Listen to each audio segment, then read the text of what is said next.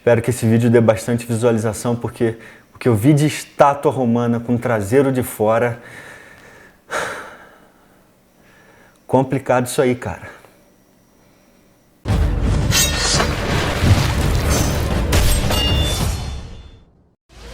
Oi, meu nome é Thiago Braga, sejam muito bem-vindos ao Brasão de Armas. Eu sei, e você também sabe, que esse vídeo vai dar uma pirracinha, mas você sabe que o Braguinha aqui sempre leva em consideração a pirracinha dos outros. Por isso, nesse vídeo, tem uma sessão exclusiva para você. Reclame aqui. Mas ao invés de você ficar fazendo pirraça, por que você não gasta a sua energia votando em mim no IBEST, rapá? A gente já tá na final para ganhar o prêmio de melhor influenciador de educação do Brasil. E ano passado, lembra quem ganhou? Thiago Braga. Mano, esse Serjão é um fofo. Então clica aí rapidinho no link na descrição, no comentário fixado, que já vai te levar direto pro meu cartão de votação. Não leva nem 20 segundos. Já pensou a gente ser bicampeão, galera? Mas essa batalha não é minha não, tá? Essa batalha é de vocês, e só de vocês. Então vai lá votar rapidinho, depois você vem e continua assistindo o vídeo com aquela sensação de dever cumprido. E outra coisa, já comprou sua Insider, rapaz? Tá dando mole aí usando essas blusas de algodão, esquisitas pra caramba. Aí depois você fica reclamando que não arruma uma namoradinha. Pode me cobrar depois, 1 mês, e a Insider traz ela de volta. E se você curte um estilo legal que nem eu, mas também é louco por conforto, sua hora de ter sua Insider chegou. Calma que você não precisa nem esperar Black Friday, porque novembro inteiro é o mês da Black Insider. Usa o meu código aqui para você ganhar 15% de desconto na compra de qualquer item no site. E o legal é que você pode juntar com outros descontos do site, pode chegar até 40% somando os descontos no site. Mas é só esse mês, camponeses. Insider é tecnologia e qualidade pura. E acabou. E lá vamos nós de novo, senhoras e senhores. Há 7 meses atrás eu fiz esse vídeo aqui. A Grécia Antiga era gay. Uma fake news histórica. O vídeo foi um sucesso, principalmente porque tinha acabado de lançar aquela porcaria daquela série de Alexandre o Grande, da Netflix. Tava um furdunço danado na internet porque colocaram Alexandre sendo gay. E aí eu aproveitei para mostrar como que ainda existe esse mito antigo de que a Grécia aceitava os gays e que era uma prática comum em todo o mundo grego. E aí eu mostro estudos relevantes problematizando essa questão de que a Grécia estava longe de ser esse campus elíseos LGBTQIA+. Você sabe que uma das coisas que eu mais combato aqui no Brasão de Armas é esse romantismo do passado. Muitas pessoas gostam de transferir uma possibilidade de uma vida melhor ou de uma aceitação maior sobre qualquer aspecto da sua vida para o passado, achando que civilizações antigas eram civilizações inclusivas e que eram civilizações boas de se viver. Mas como tudo na história, a situação é muito mais complicada do que isso. Mas aí você me pergunta, Thiago, e Roma? Aí eu te respondo, e Roma? Vamos começar mandando logo a braba aqui. A homossexualidade em Roma e na Grécia Antiga, como eu mostrei no meu vídeo, era tão problematizada e complicada quanto nos nossos dias. Mas a verdade é que nunca na história humana o cidadão, independentemente da sua orientação sexual, é tão protegido pelas leis como pelo Ocidente hoje. E é por isso que quando a gente estuda e compara as fontes, a gente vê que essa visão romântica do passado é sempre uma bobagem das grandes. E é o que eu sempre digo aqui pra vocês. Se você acha que a sua situação hoje é ruim, não tema. No passado, ela ia ser muito pior. A homofobia em Roma rolava solta e não tinha lei para punir os homofóbicos não, tá? Muito pelo contrário, existiam atitudes que ridicularizavam e leis que puniam práticas homossexuais escancaradamente. Mas vamos começar entendendo o argumento daqueles que defendem essa tese de uma possível aceitação e normalidade homossexual no mundo clássico. Então vamos lá, eu peguei esse corte aqui do Inteligência Limitada pelo impacto que ele teve. Dá uma olhada aqui, ó. Já tem cerca de 600 mil visualizações e 2.700 comentários. Engajamento muito bom nesse corte aqui. E aí vários inscritos acabaram me mandando esse corte na época, inclusive, justamente porque eu tinha feito aquele vídeo da Grécia Antiga. E aí eu acho que é um debate interessante da gente ter mesmo para ampliar e problematizar esse aspecto, porque a gente está falando da vida das pessoas daquela época. Primeira coisa aqui, galera. Eu respeito muito o professor Karnal, ele é um grande, experiente historiador, embora eu discorde de algumas coisas que ele diz, como por exemplo, nesse caso aqui. Mas eu sou contra qualquer tipo de ataque pessoal contra ele. Ele tem o direito de ter a opinião dele sobre os assuntos. Vamos lembrar que a gente está atacando o argumento aqui e não o argumentador. Então vamos começar pelo começo aqui. A prática da efebia, ou seja, Sócrates é um homem casado com uma mulher Xantipa.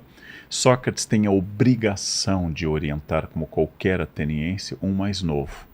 Então, o efebo, o jovem, que no caso de Sócrates, Alcibíades, ele vai ter que ser educado para a política e para a sexualidade.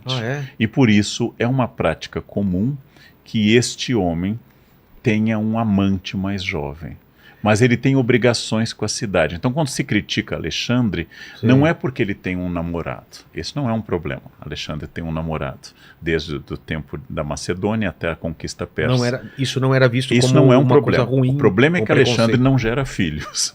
Ele teria que ter uma mulher para gerar filhos. Ele teve Roxana, mas ele não gera filhos. Tem muita generalização e simplificação aqui do que era uma sociedade complexa e heterogênea, como era a sociedade grega da época. E aí ele cita Sócrates, só que quando o assunto é Sócrates, aí é que a situação fica pior ainda. Todo mundo fala de Sócrates, Sócrates pra lá, Sócrates pra cá, mas Sócrates nunca escreveu nada da vida dele. Quem escreveu seus ensinamentos foram seus discípulos, e entre os mais famosos desses discípulos estão Platão e Xenofonte. E aí, quando a gente vai analisar o que os discípulos de Sócrates escreveram sobre a sexualidade, a gente vê uma série de contradições do que hoje muita gente encara como sendo a homossexualidade. Primeiro que esse termo nem existia na Grécia Antiga. Os homossexuais não eram percebidos como tendo uma orientação natural pelo mesmo sexo, como no caso, por exemplo, das relações heterossexuais. E aí, sobre a visão de Sócrates e dos seus discípulos sobre a prática homossexual, a situação é muito menos romântica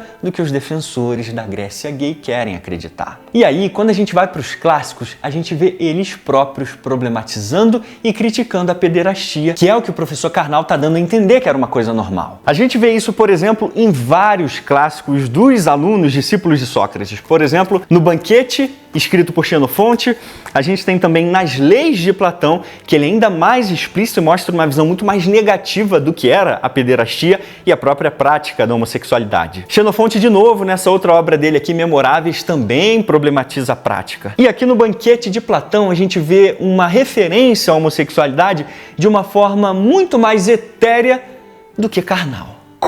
Ou seja, para os gregos, o negócio lá era complicado pra caramba, meus amigos. Então a pederastia, que era essa prática que o professor está falando, de que o mais velho iria orientar o mais jovem em vários aspectos da sua vida, inclusive no aspecto sexual, era algo extremamente criticado e problematizado até entre as elites. Então essa pederastia, na forma de um homem ter um amante mais jovem, existia na Grécia Antiga, mas ao contrário do que o professor falou ali, não era nada normalizado e muito menos aceita pela maior parte da sociedade grega. Era uma prática que era mais comum entre as elites. E mesmo entre as elites, como a gente viu nos clássicos aqui, ela era criticada e problematizada. Por exemplo, nessa obra aqui, especializada do professor Thomas Hubbard, que é Homossexualidade na Grécia e em Roma, que é uma coletânea de textos clássicos e básicos para a gente entender melhor esse tema. O professor é muito direto e claro em mostrar centenas de textos clássicos, seja de oradores gregos, seja de comédia, seja da própria filosofia grega, mostrando como que o relacionamento entre dois homens e duas mulheres era extremamente problemático lá. Então essa obra especializada no assunto é muito interessante para a gente conseguir entender melhor como que era a mente das pessoas da época,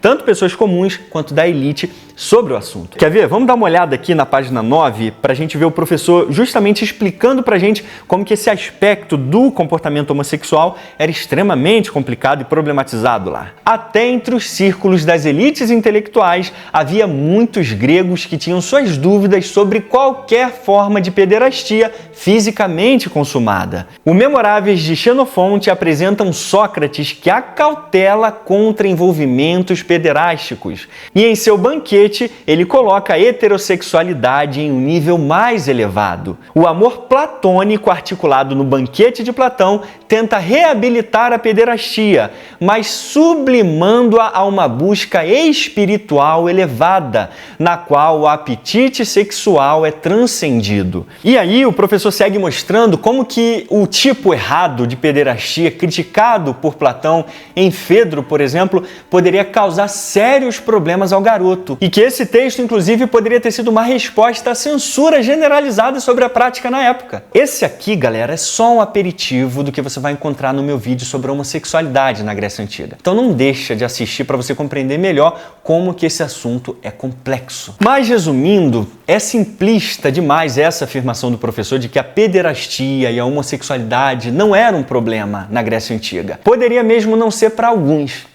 mas para muitos era um problemão. Dito isso, bora ver o que o professor diz sobre Roma.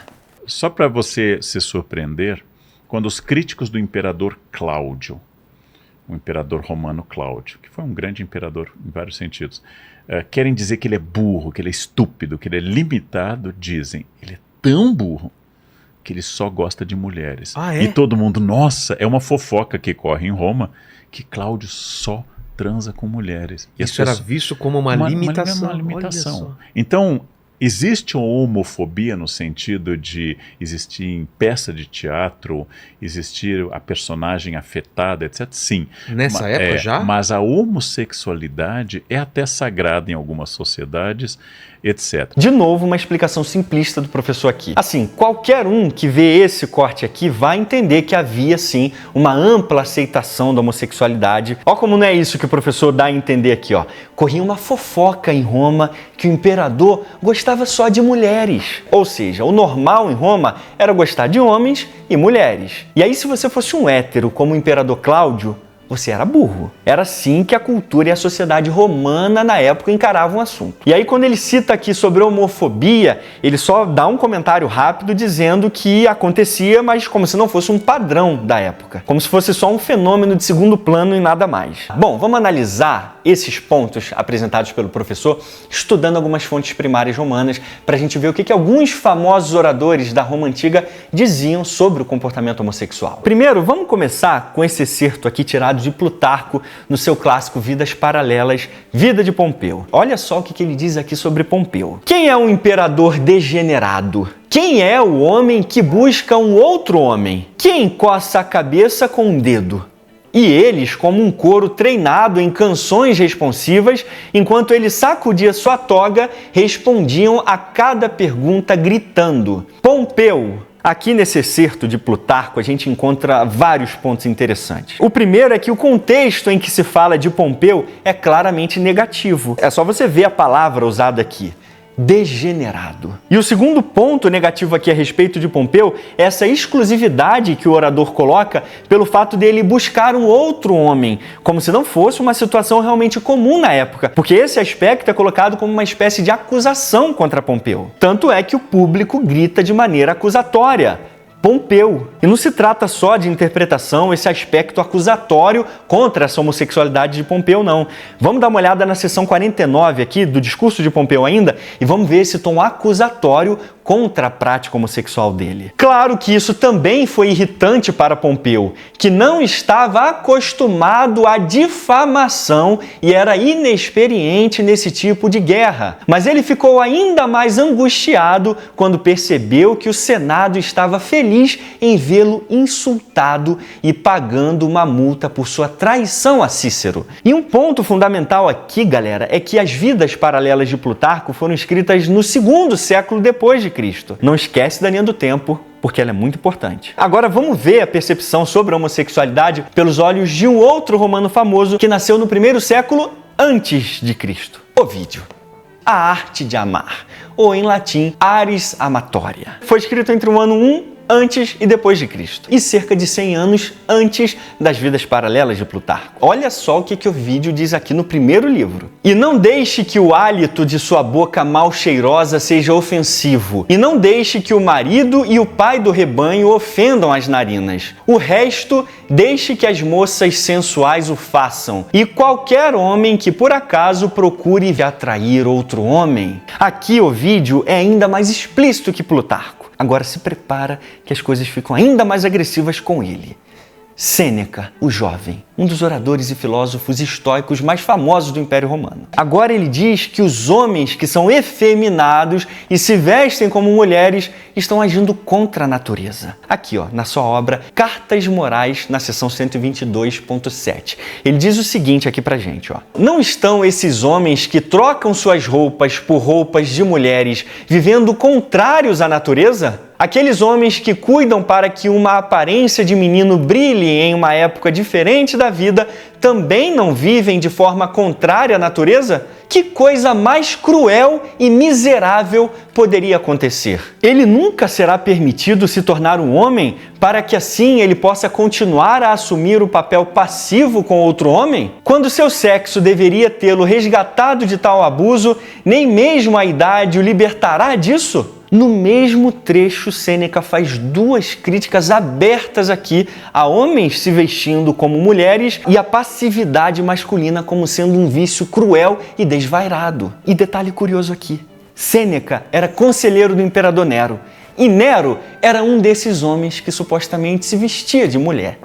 E ele está criticando uma postura do imperador. Uma coisa a gente sabe sobre Sêneca: o cara era macho para fazer isso na frente de Nero. Eu poderia ficar aqui cuspindo evidências o dia inteiro justamente para mostrar como que a homossexualidade era criticada e da maneira mais bruta e agressiva possível. Mas é impossível citar a quantidade de discursos atacando esse comportamento dos homossexuais da época, e tem muitos outros famosos como Cícero, Públio Quintílio. Se esses caras estivessem vivos hoje, ia dar uma cadeia. Mas vamos concluir esse aspecto aqui do nosso estudo citando as palavras do professor Hubbard, que resume bem, de maneira muito clara, como que é simplista essa romantização da famosa aceitação da homossexualidade, tanto na Grécia quanto em Roma. Aqui na página 15 ainda do prefácio, ele diz o seguinte pra gente, ó: Grécia e a Roma Antiga têm sido frequentemente invocadas como modelos de desenvolvimento e civilização avançados que concederam às relações entre pessoas do mesmo sexo um status consideravelmente mais elevado e liberdade de exibição do que a maioria das sociedades ocidentais subsequentes fizeram até muito recentemente. Exatamente o que o professor Karnal deu a entender no corte. Embora alguns aspectos desta imagem idealizada possam exigir contextualização e modificação, o apelo que o antigo paradigma teve para gays e lésbicas de muitas gerações torna-o digno de uma investigação séria. Ou seja, o professor reconhece aqui que existe essa visão romântica e idealizada entre gays de um passado nostálgico, onde eles viveriam livremente, seriam aceitados e respeitados por uma civilização avançada como Roma, exatamente como o professor Karnal acaba transmitindo nesse corte aqui. Mas aí o professor Hubbard discorda abertamente dessa visão aqui na página 7, olha. Assim como o comportamento sexual na Grécia e em Roma era irredutível a qualquer paradigma, os julgamentos morais relativos às várias espécies de interação entre pessoas do mesmo sexo estavam longe de ser uniformes. A noção generalizada de que um sistema geral de aceitação da homossexualidade prevaleceu é uma simplificação excessiva de uma mistura complexa de pontos de vista sobre uma série de práticas diferentes, como é o dogma de que um regime detalhado de protocolos e convenções distinguia aceitável de comportamentos homossexuais inaceitáveis. Não havia mais consenso sobre a homossexualidade na Grécia e Roma antigas do que existe hoje. Nestas culturas fortemente orientadas pelo discurso, como na nossa, a dissidência sexual era um ponto crítico de discórdia ideológica. E falando em discórdia, meus amigos, nada causava mais discórdia na Roma Antiga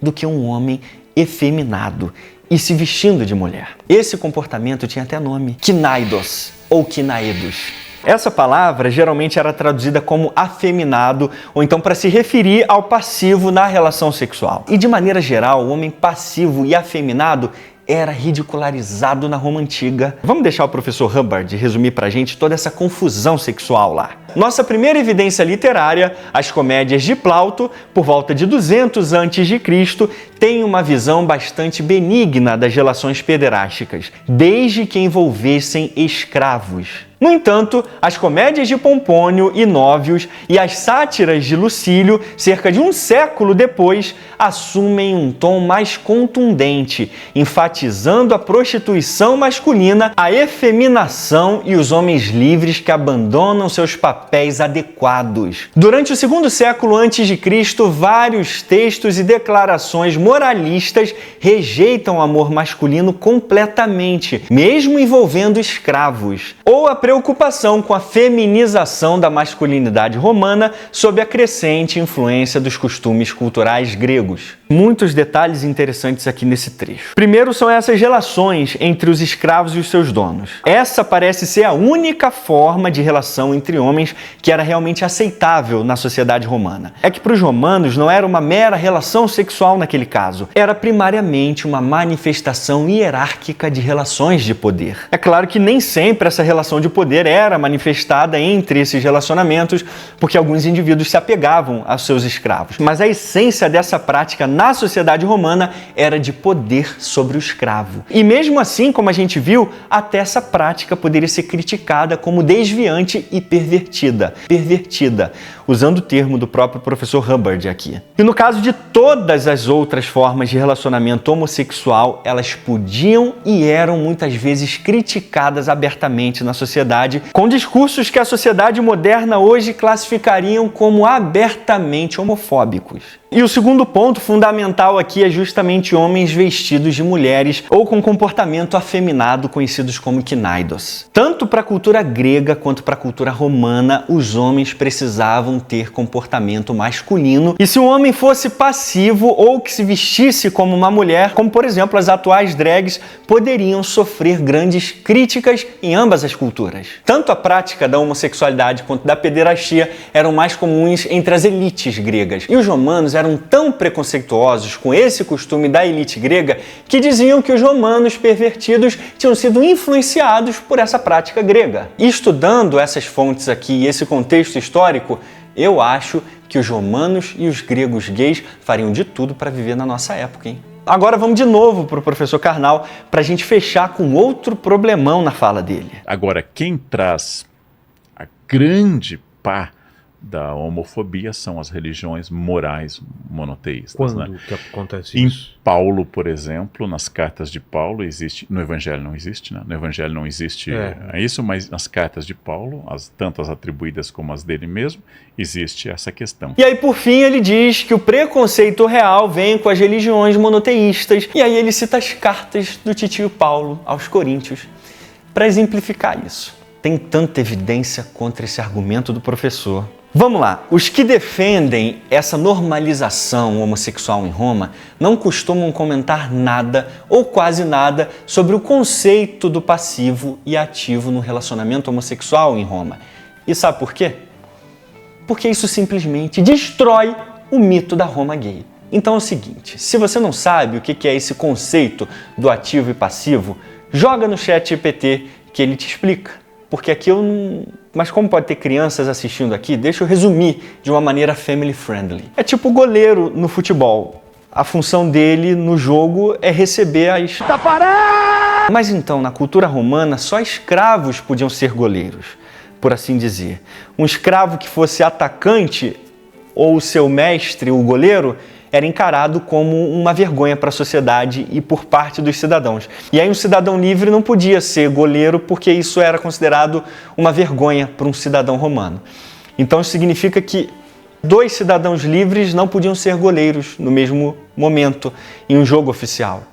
Resumindo tudo, apenas um ou os 2 tinham que estar dispostos a serem passivos e assumirem a vergonha pública. Então, assim, analisando o contexto desse jeito, parece que a situação era bem complicada para os caras em Roma, hein? Vamos deixar a professora Amy Ritling, que é uma grande especialista no assunto, explicar pra gente como que a situação era difícil para a galera gay do passado e como que Roma não tinha nada de progressista, como alguns defendem não. Aqui nesse excelente artigo dela, devidamente revisado pelos pares e muito bem referenciado e publicado pela Universidade de Texas, chamado Não Antes da Homossexualidade, a materialidade de Quinaedos e a lei romana contra o amor entre homens. Aqui a professora contradiz abertamente a defesa de alguns autores das últimas décadas, como Dover, Foucault e a Halperin, que dizem que a homossexualidade não era um problema em Roma, exatamente como o professor Karnal diz. Esse não é um problema. Aqui na página 528, a professora diz o seguinte: